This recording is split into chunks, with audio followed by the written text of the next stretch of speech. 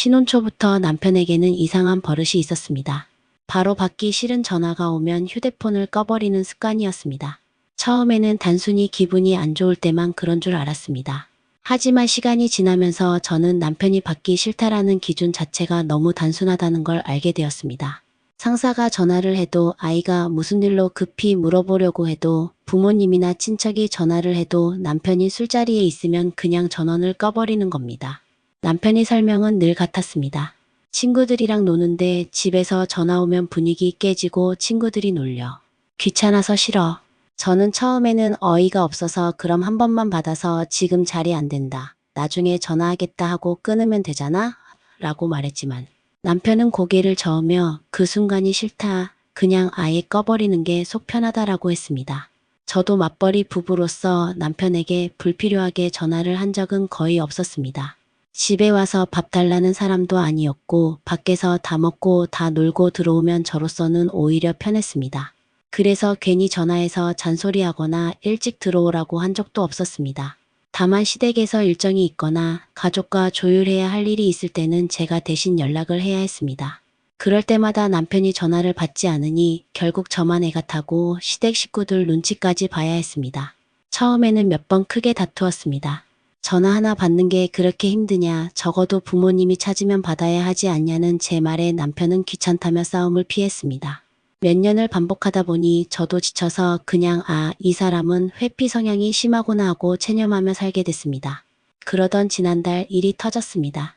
시어머니가 위독하시다는 연락이 온 겁니다. 저는 그날 마침 시누이와 아이들 학원을 같이 기다리고 있었는데 시누이 쪽으로 병원에서 오늘 못 넘기실 것 같다, 임종실로 옮긴다는 연락이 들어왔습니다. 시누이는 즉시 시아버지를 모시고 병원으로 향했고 저도 아이들을 챙겨 병원으로 달려가면서 남편에게 전화를 했습니다. 당연히 받아야 할 상황이라고 생각했죠. 하지만 역시나 남편의 휴대폰은 꺼져 있었습니다. 저는 순간 식은땀이 났습니다. 이렇게 급한 상황에서조차 연락이 닿지 않는다면 대체 어떻게 해야 한단 말인가. 저는 애써 침착하려 했지만 마음은 급했습니다. 차 안에서 계속 전화를 걸었고 신호음조차 가지 않자 남편 친구들에게 전화를 돌리기 시작했습니다. 몇 년 전 결혼식 이후로 얼굴 한 번 본 적 없는 사람들에게까지 SNS를 통해 연락을 시도했습니다. 인스타그램을 뒤져가며 남편 친구들을 찾아 메시지를 보내고 혹시 같이 있는 사람이 있으면 연락 좀 달라고 간절히 부탁했습니다. 또 남편이 단골로 가는 식당과 노래방에까지 전화를 걸어 혹시 지금 제 남편이 거기 있느냐고 물어야 했습니다. 목소리에서 다급함이 묻어나와 직원들도 놀란 듯한 기색을 보였습니다. 그 사이 저는 아이들과 함께 병원에 도착했고 시어머니는 이미 임종실로 옮겨진 상태였습니다. 다행히 임종이 당장 몇 분 안에 찾아온 건 아니었기에 가족들이 한 명씩 돌아가면서 손을 잡고 마지막 인사를 나눌 수 있었습니다. 병자 성사도 받으셨고 오히려 마음이 평온해 보이셨습니다. 저와 아이들도 눈물로 인사를 드릴 수 있었는데 그 자리에 남편만 없었습니다. 저는 초조하게 계속 전화를 걸며 시계를 확인했지만 남편은 여전히 연락두절이었습니다. 시간은 흘렀고 결국 시어머니께서는 가족들 곁에서 눈을 감으셨습니다. 남편을 제외한 모든 가족들이 마지막 순간을 함께했고 서로 손을 잡고 위로했습니다. 저는 그 와중에도 어떻게든 남편에게 소식을 전하려고 필사적으로 움직였습니다. 그날 하루 동안 제가 남편에게 건 전화만 신통이 넘었고 남편의 친구, 지인, 식당, 노래방, SNS까지 안 해본 게 없었습니다. 하지만 끝내 남편은 전화를 받지 않았습니다. 임종 직후 제가 필사적으로 남겨둔 인스타그램 메시지를 본 남편 지인이 연락을 주었습니다. 그분이 친구들에게 전화를 돌려 남편을 찾아내 주었고 결국 남편이 택시를 타고 병원으로 출발했다는 소식을 전해 들었습니다. 하지만 이미 모든 것이 늦은 뒤였습니다.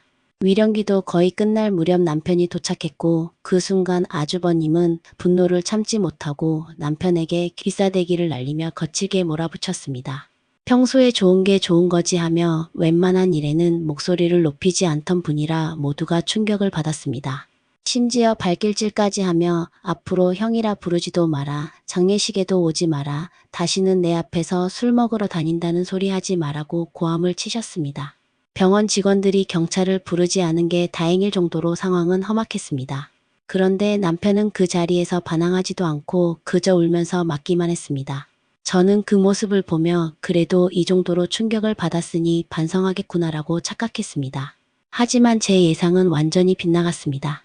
납골당 연도가 끝나자마자 남편은 저를 따로 불러 세우더니 믿기 힘든 말을 꺼냈습니다. 네가 평소에 전화해서 귀찮게 하니까 내가 전화를 꺼버린 거다. 네가 괜히 귀찮게 해서 결국 어머니 임종도 못 지켰다. 저는 순간 귀를 의심했습니다. 수십 통의 전화를 걸고 친구들에게까지 연락을 돌리며 발을 동동 구른 건 저인데 그 책임을 오히려 제게 전가한 겁니다. 그날 이후 남편은 하루가 멀다 하고 저를 향해 내 탓이라는 말을 반복했습니다. 아침에 눈을 뜨면 너 때문에 어머니 임종을 못 지켰다라는 말이 들려왔고 저녁에 잠자리에 들어도 너 때문에라는 원망이 이어졌습니다. 저는 점점 숨이 막히고 노이로제에 걸릴 것만 같았습니다. 더 큰 문제는 남편이 주변 지인들에게도 똑같은 이야기를 하고 다닌다는 것이었습니다. 심지어 남편은 친구들에게 와이프가 어머니 위독 소식을 알리지 않아서 내가 임종을 못 지켰다라고 떠들고 다녔습니다. 하지만 아이러니하게도 그 친구들 대부분은 제가 그날 얼마나 애타게 연락을 돌렸는지 잘 알고 있었습니다.